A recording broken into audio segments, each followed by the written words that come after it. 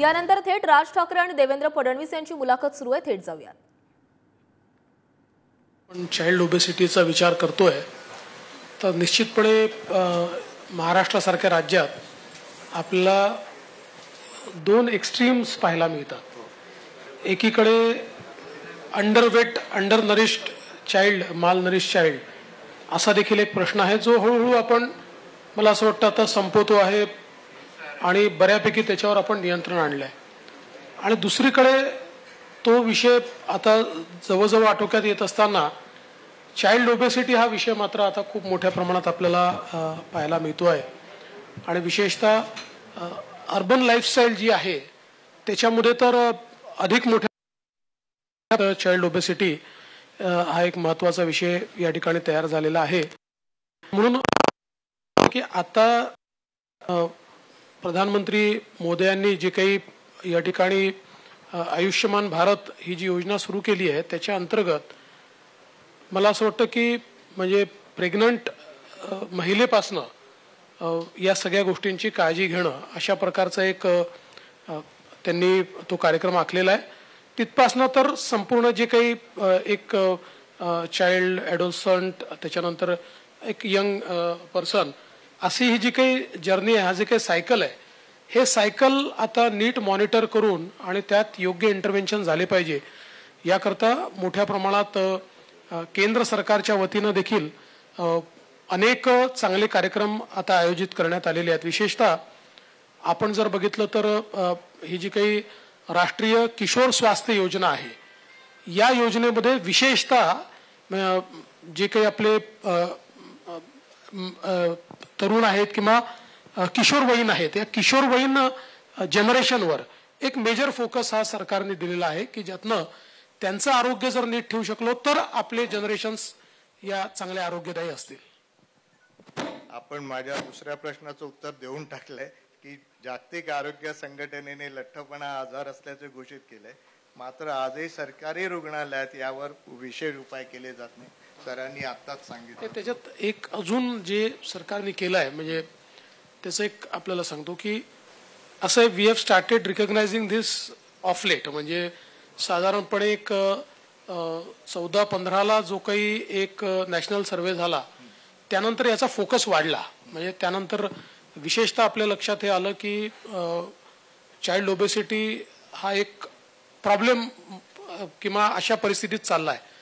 त्यानंतर आता विशेषतः गव्हर्नमेंटने एक प्रयत्न केला आहे की सर्व शाळांमध्ये ॲटलिस्ट 2 टीचर ट्रेन करायचे की ज्यांना ओबेसिटीच्या संदर्भात, चाइल्ड ओबेसिटीच्या संदर्भातलं सगळं नॉलेज असलं पाहिजे, न्यूट्रिशनचं नॉलेज असलं पाहिजे किंवा इतर काय उपाययोजना असू शकतात किंवा they should be able to identify की हा मुलगा ओबेसिटीकडे चाललेला आहे तर त्याला किंवा त्यांच्या पेरेंट्सचे काउन्सिलिंग करता आलं पाहिजे. तर आता एक मोठं ट्रेनिंग प्रोग्राम केंद्र सरकारने हातामध्ये घेतला आहे जो देशातल्या सगळ्या शाळांमध्ये आता तो प्रोग्राम देखील हातामध्ये घेण्यात आलेला आहे.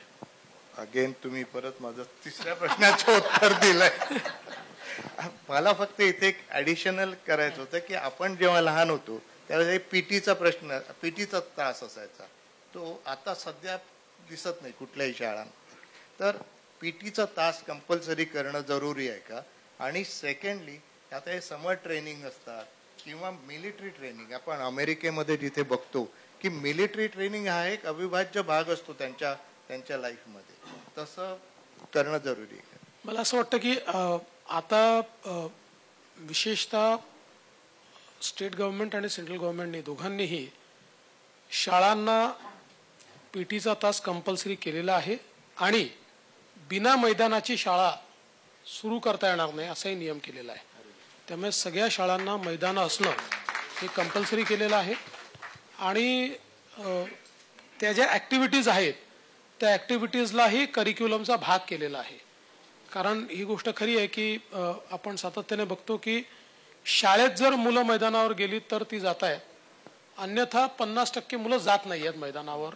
जसं आपण मगाशी तुमच्या फिल्ममध्ये बघितलं की सगळे डिजिटल गेम्स खेळत आहेत, तर त्या दृष्टीने दॅट इज ऑल्सो रिकग्नाइज्ड. आणि म्हणून शाळांमध्ये आता मुलांनी मैदानावर जावं, काही खेळ खेळावे आणि मला असं वाटतं की विशेषतः खेलो इंडिया सारखी जी मुवमेंट एक सुरू झालेली आहे, म्हणजे मागच्या काळामध्ये आपण प्रयत्न केला की 15 लाख मुलांनी फुटबॉल खेळावा. भले ते 1 दिवस खेळले असतील, 2 दिवस खेळले असतील, पण त्यातल्या अनेक लोकांना नंतर खेळायची इच्छा होते. तर अशा प्रकारे खेलो इंडिया सारखे ज्या गोष्टी आहेत की ज्यातनं एक प्रोत्साहन मिळत आहे मुलांना खेळण्याकरता. आता नॅशनल स्कूल गेम्स जे आहेत, या नॅशनल स्कूल गेम्सचं पार्टिसिपेशन जे आहे हे पूर्वी जेवढे पोरं त्या ठिकाणी त्या गेम्समध्ये पार्टिसिपेट करायचे त्याचे 15 टाइम्स जास्त मुलं आता पार्टिसिपेट करतात. सो तो देखील एक मला असं वाटतं की महत्त्वाचा विषय आहे.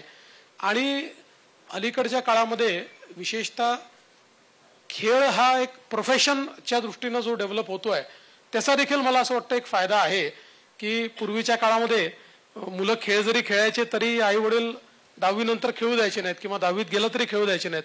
आता मला असं वाटतं पेरेंट्सलाही असं वाटतं की नाही, प्रोफेशनली एक करिअर होऊ शकतं हे, तर त्याचाही मला असं वाटतं एक फायदा निश्चितपणे होतोय. Thank you so much. म्हणजे आता तुम्ही सरकारातले पॉलिटिशियन म्हणून आता न सरकारातल्या पॉलिटिशियन त्यांना काही प्रश्न विचार. मी पूर्ण सहमत आहे. ओके, मला एक तुम्हाला विचारायचं होतं की यार लठ्ठपणा आपण खूप कुठेही जातो, सिनेमागृहात गेलो, मॉल्समध्ये गेलो तर खूप सारी मुलं लठ्ठ दिसतात आणि हा लठ्ठपणा आजारांचा राजा आहे. त्यामुळे त्याच्यासाठी आपल्या दृष्टिकोनातून काय करता येईल? हे मला जर कळलं असतं मीच वजन कमी नसतं का केलं.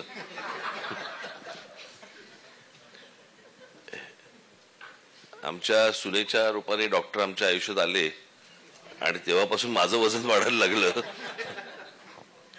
पण देवेंद्रजीने आता जे सांगितलं मला असं वाटतं ती गोष्ट सगळ्यात महत्वाची आहे की खेळ खेळणं. मग मगाशी तुम्ही जी एक स्लाइड दाखवली त्याच्यामध्ये मी पाहिलं, मी शर्मिला सांगितलं कारण मी सकाळचं टेनिस जो खेळतो त्याच्यामध्ये 470 कॅलरीज त्याच्यातनं जातात असं मला तिकडे दिसलंय. त्याच्यामुळे मी तरी योग्य मार्गावरती आहे. या एक दुसरा प्रश्न की याच्यासाठी जर जनजागृती करायची, आपल्याला अवेअरनेस वाढवायचा आहे, तर त्यासाठी आपल्या दृष्टिकोनातून काय करता येईल? काय आता लहान असताना आम्ही फक्त डोंगरे बालामृत ऐकलं होतं की ज्याने पोरं गुडगुडीत होतात आणि आता तुम्ही सांगता की पोरं गुडगुडीत असून चालणार नाही, तर आता काय बोरुडे बालामृत. पण डॉक्टर ही गोष्ट खरी आहे की आई वडिलांना मूल चबी असं आहे, गुडगुटीत आहे, तो आजार आहे असं कळायला काही मार्ग नाहीये. आणि मला असं वाटतं की ती गोष्ट तुम्हीच शोधून काढली पाहिजेत किंवा तुम्हीच सांगितली पाहिजेत लोकांना की हे ओळखायचं कसं, कारण नाहीतर अदरवाईज हे कळणारच नाही कधी कोणाला. या संदर्भात आम्ही एक उपक्रम घेतो आहोत की प्रत्येक शाळांमध्ये तुम्ही म्हटल्याप्रमाणे आम्ही एक मॉनिटर करायचं. म्हणजे तो ओबेसिटी मॉनिटर असेल किंवा लाईफस्टाईलचा मॉनिटर असेल, तर तो मॉनिटरला आम्ही एक देऊ आणि तो कदाचित मॉडरेटली ओबीज असेल मुलगा. मला असं वाटतं की बाहेरचं जे फास्ट फूड ही जी गोष्ट आली तेव्हापासून हा आजार जास्ती बळावलेला दिसतोय जगभर. जोपर्यंत घरातलं जेवण जेवत होते सगळे तोपर्यंत ही परिस्थिती कधी नव्हती.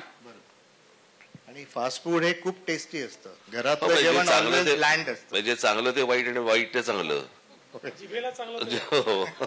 पण याच्यात एक फक्त जे इंटरव्हेन्शन आता आपण केलेलं आहे त्यात 2 गोष्टी आहेत की एक तर आता कॅलरी काउंट लिहिणं हे कंपल्सरी आपण करतो आहोत आणि त्याच्या संदर्भातला चार्ट्स काही तयार केलेले आहेत आणि रेस्टॉरंट्समध्ये किंवा अशा सगळ्या प्रमुख ठिकाणी हळूहळू त्यांनी कॅलरीज मेन्शन करायचे. म्हणजे एक थोडं मॉरल प्रेशर असतं, म्हणजे खाऊन घेतोच माणूस पण तरी वाटतं की बाबा 450-500 कॅलरीज आपण खाल्ले आहेत.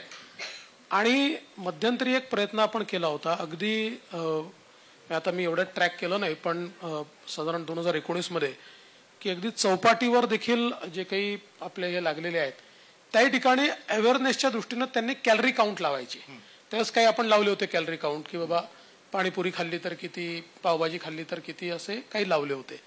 पण मला असं वाटतं की त्यातनं एक थोडासा अवेअरनेस आपल्याला आणता येईल. आणि FSSAIने आता चांगला एक महत्त्वाचा ईट हेल्दी अशा प्रकारचं एक हे सुरू केलं आहे की ज्याच्यामध्ये त्यांनी विशेषतः जे पॅक्ड फूड्स आहेत त्यांना आता सगळ्या गोष्टी मेन्शन कराव्या लागतात.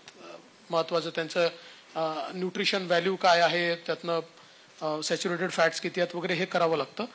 आणि याच्या व्यतिरिक्त काही जर स्पेशल गोष्टी त्यांनी मेन्शन म्हणजे वापरल्या असतील तर त्या त्यांना स्पेसिफिक मेन्शन कराव्या लागतील, असा एक त्यात त्यांनी प्रयत्न केलेला आहे. आणि दुसरं महत्त्वाचं की आता एक प्राईम मिनिस्टर साहेबांनी एक मोहीम हातामध्ये घेतली आहे की फास्ट फूडकडनं सुपर फूडकडे आपण कसं जाता येईल. आणि याच्यामध्ये विशेषतः आता हे मिलेट इयर होतं मागचं आणि मिलेट्सवर आपण खूप भर दिलेला आहे. तर आता मिलेट्समधनं आपल्याला सुपर फूड कसं तयार करता येईल, म्हणजे लहान मुलांना आवडेल, कारण फास्ट फूड लहान मुलांना आवडतं म्हणून ते खातात. तर तशा प्रकारचं सुपर फूड कसं आपल्याला तयार करता येईल. अल्टरनेट्स, कारण जोपर्यंत आपण अल्टरनेट्स देणार नाही तोपर्यंत लहान मुलांकडनं एक्सपेक्ट करणं की ते फार तुमचं ऐकतील तेही शक्य नाही आहे. सो अल्टरनेट फूड आपल्याला सुपर फूड कसं तयार करता येईल, तर त्याची आता बऱ्यापैकी सुरुवात झाली आहे आणि हळूहळू त्याचंही लोकांपर्यंत ते पर्क्युलेट करण्याचा प्रयत्न चाललेला आहे.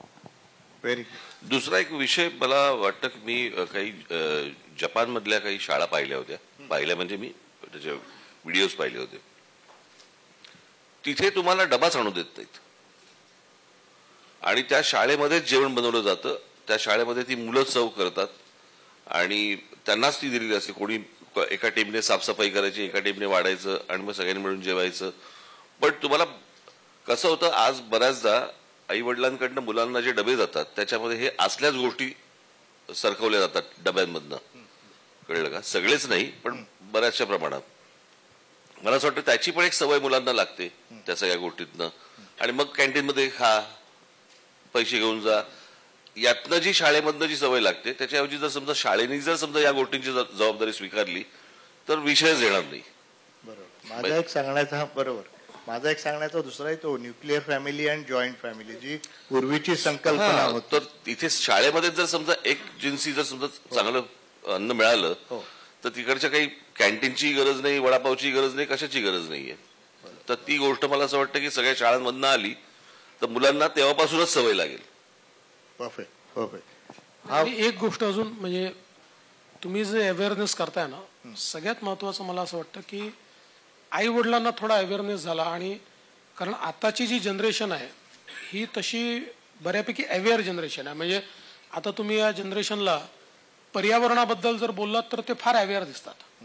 म्हणजे अगदी 12-13 वर्षाचा मुलगा देखील आई वडिलांना सांगतो, पर्यावरणाबद्दल सांगतो, ग्लोबल वॉर्मिंग बद्दल सांगतो, काय करू नये सांगतो. पण आपण ही सिस्टीम अजून उभी केली नाही की त्यांना आपण जे खातोय अन्न त्याचं महत्व समजलं पाहिजे. ते जर आपण त्यांना समजवू शकलो, मला असं वाटतं, तर निश्चितपणे ही फार एक अवेअर अशा प्रकारची पुढारलेली जनरेशन आहे. त्यामुळे त्यांना जर त्यात काय वाईट आहे जर आपण सांगू शकलो ना, तर मला वाटतं की म्हणजे त्यांच्यातही रेस्टॉरंट एक तयार होऊ शकतो. करेक्ट. आम्ही या गोष्टीला ना ओबिझोजेनिक एन्व्हायरमेंट म्हणतो. जर पेरेंट्स ओबीज असतील ना तर मुलं पण ओबीज होतात. बरं, 8 तास मुलं घरी असतात, नेक्स्ट 8 तास मुलं शाळेमध्ये असतात. आता या शाळेमध्येही हे अवेअरनेस प्रोग्राम करणं, जसं तुम्ही सांगितलं, जसं जेवणाचे ठेवणे, हे पण खूप जरुरी आहे. त्या ओबिझोजेनिक एन्व्हायरमेंटला कसं कमी करता येईल आम्ही हे त्या मॉनिटर्सना शिकवतोय की त्यांनी त्याच्यावर तो भर द्यावा. आणि मगाशी आपण जसं म्हणालात की 2 शिक्षक हे त्यांना समजवायला, मुलांना समजवायला असले पाहिजेत. माझी फक्त विनंती आहे की ते बारीक असले पाहिजेत. तर डॉक्टर, आता आपण, मला असं वाटतं त्यांना दिल्लीला जायचंय बरं का. आणि मी पण चायनीजची ऑर्डर देऊन बसलेलो आहे. नाही, बोला बोला बोला. आपण दोघे इथे आलात, खूपच मनाने तुम्ही सहभाग घेतला त्याबद्दल thank you very much. Thank you very much. सर्व प्रेक्षकांच्या वतीने मी आपल्याला थँक्यू म्हणतो.